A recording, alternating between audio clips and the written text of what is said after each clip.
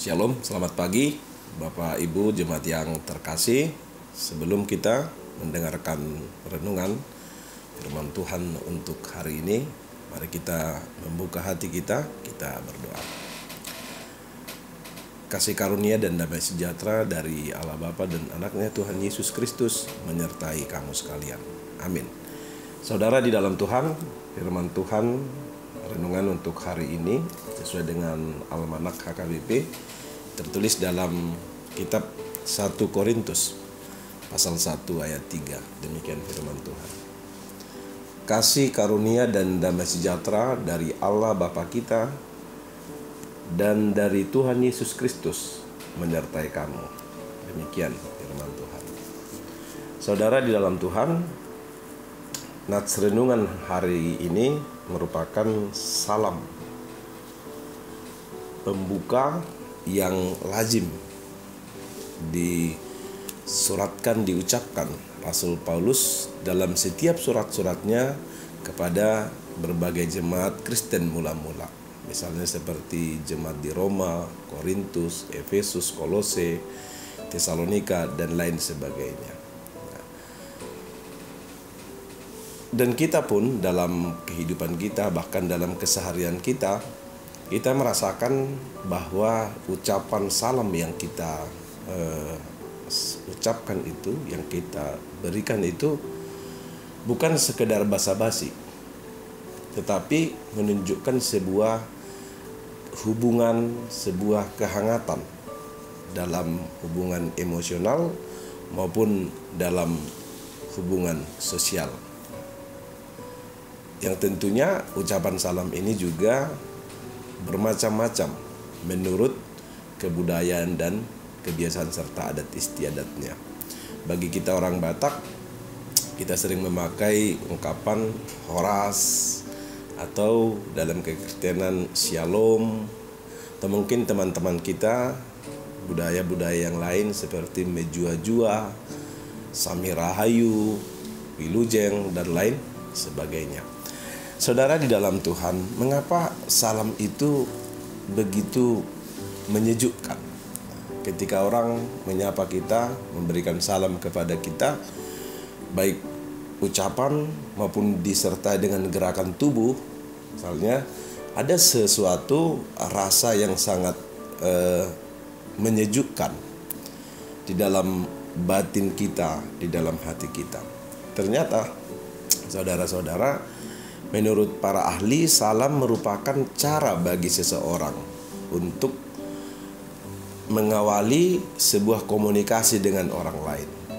Jadi dengan ucapan salam itu menunjukkan perhatian dalam hubungan sosialnya, menunjukkan hubungan dalam emosionalnya antara pribadi ataupun individu maupun kelompok yang dipengaruhi oleh budaya mereka masing-masing, seperti yang saya katakan tadi. Juga disertai dengan gerakan.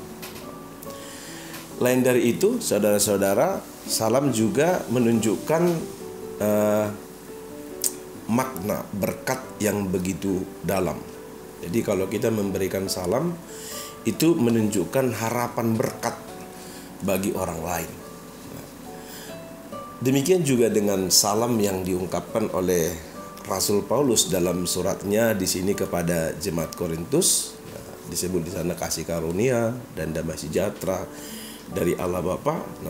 Salam dari Rasul Paulus ini bukan hanya dituliskan kepada jemaat Korintus. Hampir dalam semua surat-surat Paulus, baik kepada jemaat maupun kepada pribadi sebagai surat pastoral, misalnya kepada Timotius, kepada Titus, kepada Filemon. Itu juga salam yang selalu dia berikan kemanapun dia menuliskan surat atau firman Tuhan yang akan dikirimkannya. Salam itu memiliki makna teologi dan makna misiologi yang sangat dalam. Dan dalam setiap bagian pendahuluan dari surat-surat Paulus, hal ini atau salam yang diucapkan, yang dituliskan oleh Rasul Paulus ini merupakan sesuatu hal yang sangat penting untuk diketahui. Sebab setiap salam yang diucapkan dalam bagian pendahuluan surat yang dituliskan itu menentukan suasana dari surat itu. Bahkan juga sangat menentukan makna, tujuan dari surat itu dituliskan atau dikirimkan kepada seseorang maupun kepada jemaat. Nah, demikian juga dengan kita. Kalau kita bertemu dengan seseorang, kalau kita akan memberikan salam misalnya, atau kita masuk ke rumah seseorang untuk bertamu dan kita memberikan salam, ini sangat menentukan. Awal yang sangat menentukan dalam komunikasi kita selanjutnya. Tetapi kalau sebuah pembicaraan tanpa didahului dengan salam, rasa-rasanya sangat berbeda dengan sebuah komunikasi, perbincangan, pembicaraan yang selalu diawali atau perjumpaan yang diawali dengan salam. Bukan hanya komunikasi secara langsung, pun juga dalam pesan-pesan yang kita kirimkan melalui media sosial, misalnya WhatsApp, Facebook, Instagram, dan lain sebagainya. Ketika kita mengirimkan WA yang sehari-hari dekat dengan kita dan ada bersama-sama dengan kita, dan juga mungkin menjadi sebuah kebutuhan kita dalam interaksi kita dengan sesama, dengan teman, dengan anggota keluarga, dan lain sebagainya, selalu kita memberikan salam. Mengapa kita memberikan salam? Karena bagi kita itu merupakan sesuatu yang sangat penting, dan di dalamnya ada harapan berkat, harapan sukacita dan kebahagiaan bagi kita yang mengirimkan pesan dan juga bagi saudara kita yang menerimanya. Nah, saudara-saudara yang dikasihi Tuhan, dalam bahasa Ibrani, salam diambil dari kata hak, artinya memberi salam atau memberi berkat serta memberi kekuatan kepada orang-orang yang layak menerimanya. Nah, sehingga kita bisa memaknai kalau Paulus memberikan ucapan salam dalam suratnya kepada jemaat Korintus ataupun kepada jemaat-jemaat yang lain, nah itu artinya melalui surat itu dan salam pembuka yang diucapkan oleh Paulus dalam suratnya, Paulus hendak memberkati dengan berkat Tuhan. Nah, memberkati dengan salam itu jemaat memperoleh berkat, memperoleh kekuatan, memperoleh sukacita, dan memperoleh damai sejahtera. Pun juga dengan kita.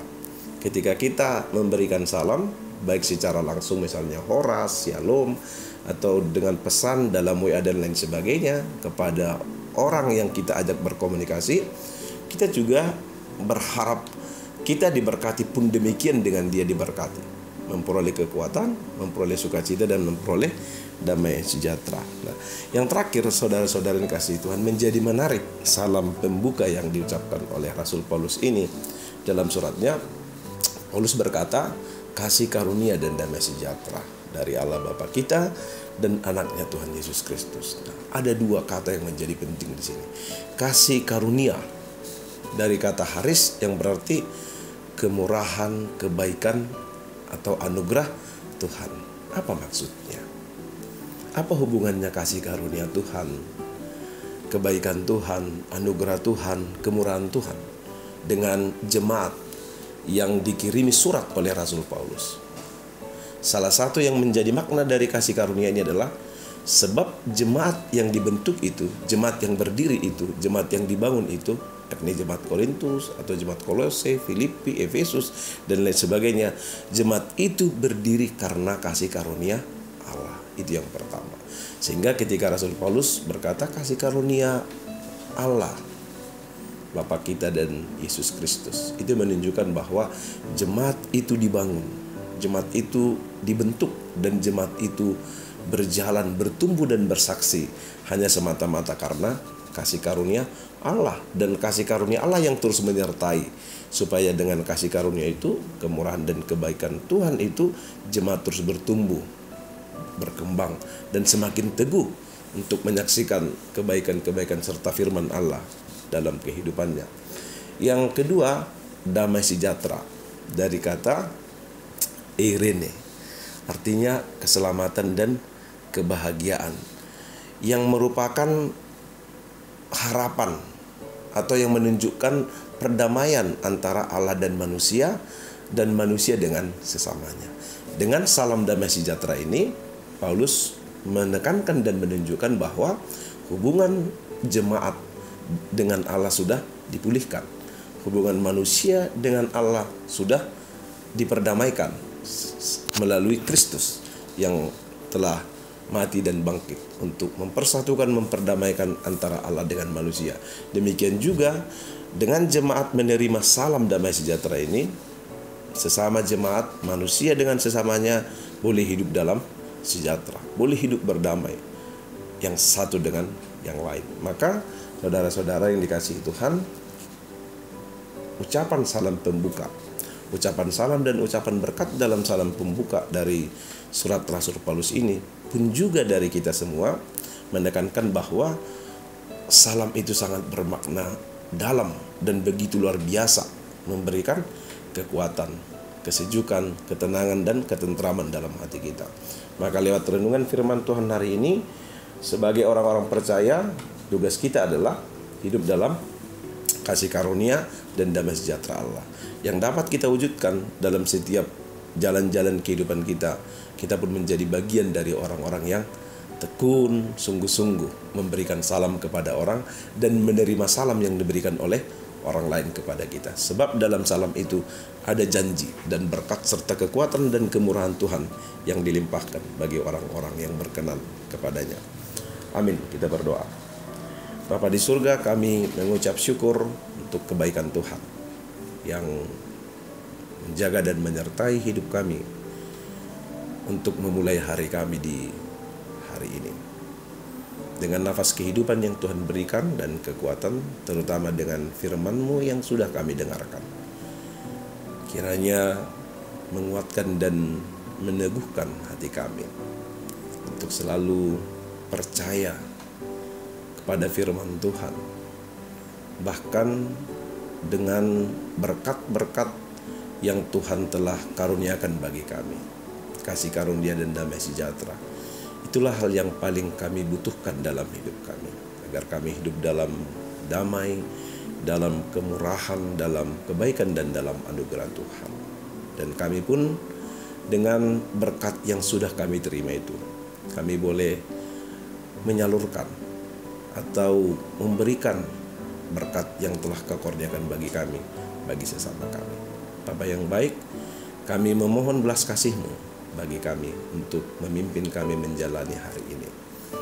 Tambahkan hikmat yang Tuhan telah berikan bagi kami, agar kami semakin berhikmat untuk mengerti dan melakukan apa yang Tuhan kehendaki dalam kehidupan kami. Dan setiap pekerjaan yang kami kerjakan, kiranya Tuhan berkenan memberkati dan ajarkan kami untuk melakukannya dengan setia dan penuh dengan ketekunan serta kesungguh-sungguhan, terutama dalam kebenaran di hadapan Tuhan. Berkati seluruh jemaat-Mu dalam setiap keluarga. Kiranya Tuhan mencukupkan apa yang mereka butuhkan hari ini, memberikan kekuatan bagi mereka dan sukacita, terutama bagi jemaat-Mu yang sakit. Tuhan berikan kesembuhan, Tuhan hibur yang berduka, dan kami juga bersyukur bersama-sama di antara jemaat-Mu yang berulang tahun hari ini. Tuhan yang menambahkan sukacita, kebaikan, umur yang panjang, dan damai sejahtera bagi mereka. Kami serahkan hidup kami kepada Tuhan, dan juga setiap pekerjaan dan pelayanan kami di tengah-tengah gereja-Mu. Di dalam Yesus Kristus kami berdoa dan mengucap syukur. Amin. Demikian renungan untuk hari ini dari HKBP Limo. Kami menyampaikan selamat pagi dan selamat beraktivitas bagi saudara jemaat sekalian. Tuhan Yesus memberkati. Oras.